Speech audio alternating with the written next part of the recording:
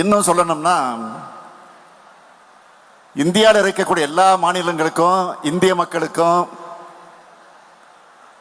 Supreme court மூலமா தமிழ்நாடு பெற்று தந்திருக்கக்கூடிய வெற்றி. இந்த விழா எதற்காக என்றால், உறக்க சொல்லப்படாமல் விடப்படும் வெற்றியினுடைய அமைதியில பொய்களும் பரப்புரைகளும் சேர் போட்டு உட்கார்ந்துருக்கும். அது நாட்டுக்கு நல்லதில்லை. அதனாலதான் இந்த விழா நடக்குது. இந்த விழாவை மிக சிறப்பாக ஏற்பாடு செஞ்சிருக்கக்கூடிய நம்முடைய மதிப்பு முனிரத்னம் உள்ளிட்ட கல்வியாளர்கள், நிகர்நில பல்கலைக்கழக வேந்தர்கள், துணைவேந்தர்கள், பேராசிரியர்கள், சுயநிதி பொறியியல் கல்லூரி கூட்டமைப்பு, தனியார் கலைக்கல்லூரிகள் கூட்டமைப்பு, அரசு மற்றும் அரசு உதவி பெறக்கூடிய கல்லூரிகள், கல்வி நிறுவனங்களை சார்ந்திருக்கக்கூடிய அனைவருக்கும் என்னுடைய மனமார்ந்த நன்றி. நன்றி. பங்கெடுத்து பாராட்டுரை வழங்கின கல்வியாளர்களுக்கு என்னுடைய நன்றி. இங்க நிறைய ஸ்டூடெண்ட்ஸ் இருக்கீங்க, நாளைய தலைவர்கள் நீங்களே யோசிச்சு பாருங்க. சிஎம் ஆகி மக்களுக்கு தேவையான திட்டங்களை தீட்டினா, ஆஃப்டர் ஆல் ஒன்றிய அரசோட ஏஜென்டா நியமிக்கப்பட்ட டெம்பரவரியா இங்க தங்கி இருக்கக்கூடிய ஒரு கவர்னர் அதையெல்லாம் தடுத்து நிறுத்த முடியும் என்றால், மக்கள் போடுகிற ஓட்டுக்கு என்ன மரியாதை? எலெக்ஷன் எதுக்கு நடக்கணும்? ஆளுநர் பதவி என்பது எந்த பயனும் இல்லாத ரப்பர் ஸ்டாம்ப் போஸ்ட். நீங்க கொஞ்சம் யோசிச்சு பாருங்க. உங்க காலேஜ் இருக்கிற இடம் மாநில அரசோடது. உங்க ஆசிரியர்களுக்கு சம்பளம் தர்றது ஸ்டேட் கவர்மெண்ட். மாணவர்களுக்கான உங்களுக்கு எல்லா வசதிகளையும் செஞ்சு தர்றது ஸ்டேட் கவர்மெண்ட். ஆனா உங்க யூனிவர்சிட்டியோட நிர்வாகத்தை கவனிக்கிற விசிய ஆளுநர் நியமிக்க முடியுமா? எந்த வகையில நியாயம்? அதனாலதான் கோர்ட்டுக்கு போவோம்னு டிசைட் பண்ண. மாண்புமை உச்சநீதிமன்றத்தின் நீதியரசர்கள் பர்த்திவாலா அவர்களும் மகாதேவன் அவர்களும் அடங்கிய அமர்வு அரசியலமைப்பினுடைய வழி நின்று தெளிவான தீர்ப்பை வழங்கி பல ஆண்டுகளாக நிலவின ஒரு பிரச்சனைக்கு முடிவு கட்டியிருக்காங்க. சிம்பிளா சொல்லணும்னா பூனைக்கு மணி கட்டியிருக்காங்க. மாணவர்களான உங்களுக்கு தெரியும், உங்களுடைய ப்ராஜெக்ட் சப்மிட் பண்ணுவதற்கு டெட்லைன் கொடுப்பாங்க. அது மாதிரி சட்டமன்றம் பாஸ் பண்ணக்கூடிய சட்டத்தின் மேல ஒரு மாசத்துக்குள்ள ஆளுநர் முடிவெடுக்கணும்னு டெட்லைன் செட் பண்ணியிருக்காங்க. அது மட்டும் இல்லை, இந்த தீர்ப்பில் என்னென்ன சொல்லியிருக்காங்கன்னா, மசோதாவை நிறுத்தி வைக்கிறதா இருந்தா 3 மாசத்துக்குள்ள அரசுக்கு தெரிவிக்கணும்.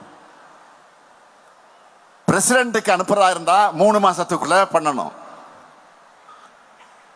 ஒரு பில் 2வது முறையா ஆளுநருக்கு வந்தா உடனடியாக ஒப்புதல் வழங்கணும்னு சுப்ரீம் கோர்ட் சொல்லிடுச்சு. தமிழ்நாடு கவர்னர் நிறுத்தி வச்ச 10 மசோதாக்களும் சிறப்பு அதிகாரத்தை பயன்படுத்தி உச்சநீதிமன்றம் ஒப்புதல் தந்து தீர்ப்பு வழங்கிடுச்சு. ஆளுநருக்கும் குடியரசுத் தலைவருக்கும் காலக்கெடு வச்சது மிகப்பெரிய வெற்றி. நாடாளுமன்ற ஜனநாயகத்துக்கும் மக்கள் தேர்ந்தெடுக்கப்படுகிற அரசுக்கும் மதிப்பளிக்கக்கூடிய வகையில் ஆளுநர் செயல்படணும்னு தீர்ப்பு வழங்கி இருக்கிறாங்க.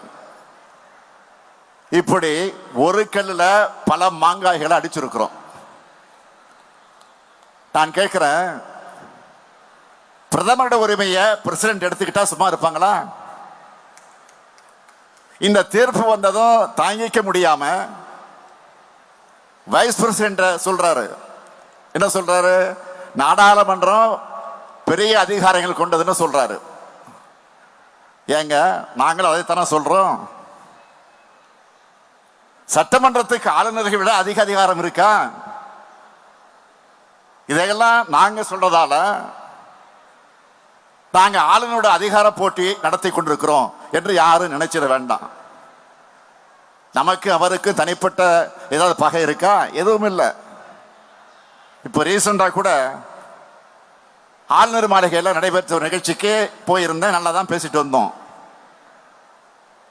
அரசியல் கொள்கை மாறுபாடுகள் இருந்தாலும் மனிதர்களுக்குள்ள பண்பாடு நட்புணர்வு காக்கப்படணும். நாளைக்கு இதே ஆளுநர் இடத்துல வேற யாராவது வந்து அவங்களும் இதையே செஞ்சா அவருடைய செயல்பாடுகளையும் எதிர்க்கத்தான் போகிறோம். ஆனா நம்மை பொறுத்த வரைக்கும் நம்மோட உரிமையை எந்த காலத்திலையும் விட்டு தர மாட்டோம். இதுதான் என்னுடைய பாலிசி.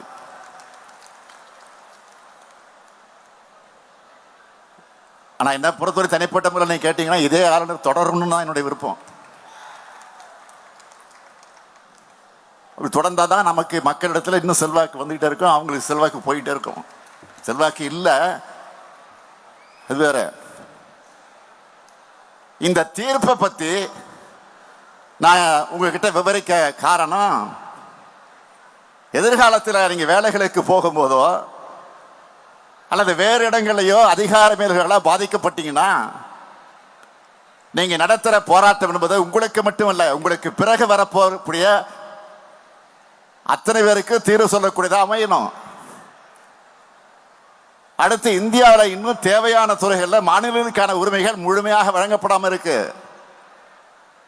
இப்படிப்பட்ட சூழல்ல இந்த தீர்ப்பு கொடுத்திருக்கக்கூடிய நம்பிக்கையோட மாநில சுயாட்சியை வென்றெடுக்க ஓய்வு பெற்ற நீதியரசர் தலைமையில ஒரு உயர்மட்ட குழுவை அமைச்சிருக்கிறோம். இந்த குழுவோட அறிக்கையை பற்றியும் வரலாறு நிச்சயம் பேசும். இந்தியாவுக்கு என்றைக்கு முன்மாதிரியாக இருப்போம். அடுத்து தமிழ்நாடு உயர்கல்வியில் எப்படி இருக்கணும்னு உங்களுக்கு எல்லாம் தெரியும். தமிழ்நாட்டோட உயர்கல்வி வளர்ச்சியை இன்னும் உயர்த்த உச்சநீதிமன்ற தீர்ப்பு அடித்தல் அமைச்சு கொடுத்திருக்கு.